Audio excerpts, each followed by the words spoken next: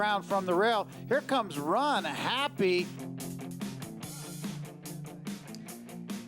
You'd be hard-pressed to find a more impressive career debut.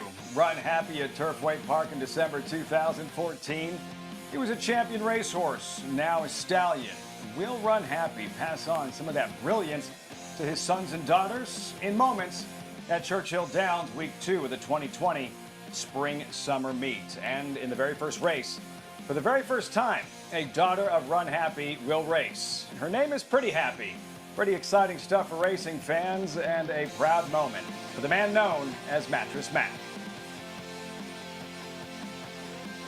Day 3 from Churchill Downs in Louisville, Kentucky. This is America's Day at the Races, brought to you in part by Run Happy, Eclipse Award-winning champion sprinter in 2015.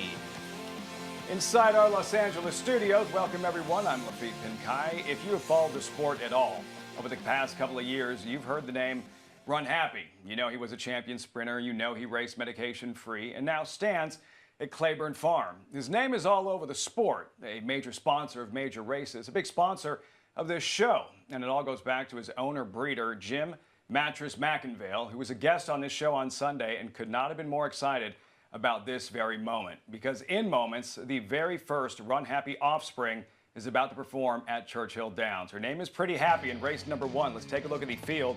Baby race, 2-year-old fillies that have never raced. Consider them high school teenagers, but high school teenagers about to make a professional debut.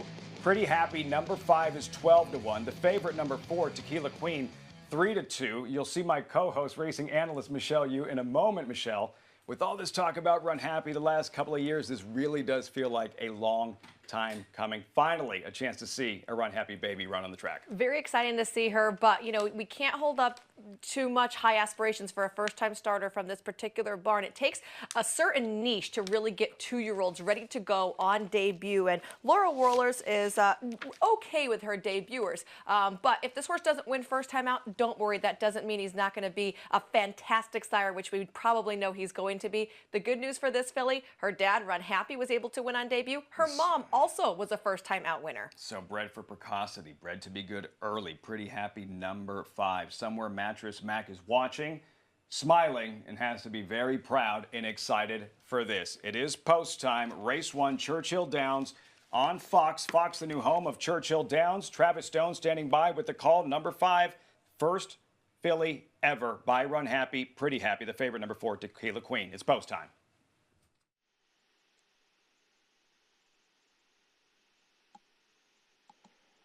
And they're off.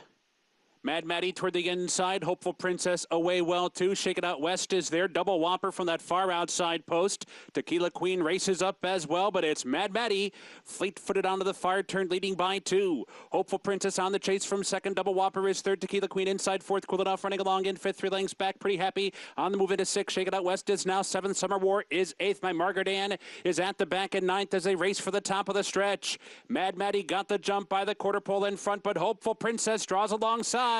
Here's Hopeful Princess coming after Mad Maddie and these two to throw it down to the final furlong. Mad Maddie still in front by half a length. Hopeful Princess trying to get by second. Tequila Queen farther back in third. 16th out, Mad Maddie and Hopeful Princess. Now Hopeful Princess is in front.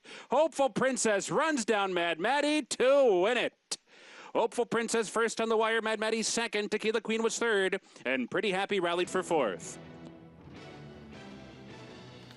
Hopeful Princess, the winner, with Corey Lannery, 19-time Churchill champion jockey in the saddle, and a very good effort from Prettyhappy, the Run Happy filly, Michelle, to run fourth. Yeah, she broke really well and then ended up not as fleet as the first couple of horses, which we expected if you look at their past performances. That too, Mad Maddie was wicked fast out of the gate, but I thought Prettyhappy made a really nice middle move. She got bothered a little bit. The horse to the outside of her kind of bumped her into the rail. She got a little intimidated, but then she finished up strong. I think next time out, definitely look for her for a big improvement. As far as the winner goes, Hopeful Princess, I'll tell you what might have made the difference is she's one of the few horses in here with a 5-furlong workout. The majority of these horses have only had 4-furlong workouts, and, you know, come the final stages of a race, especially for Mad Maddie after putting up a lot of the heavy lifting early, Hopeful Princess had just that much more to give.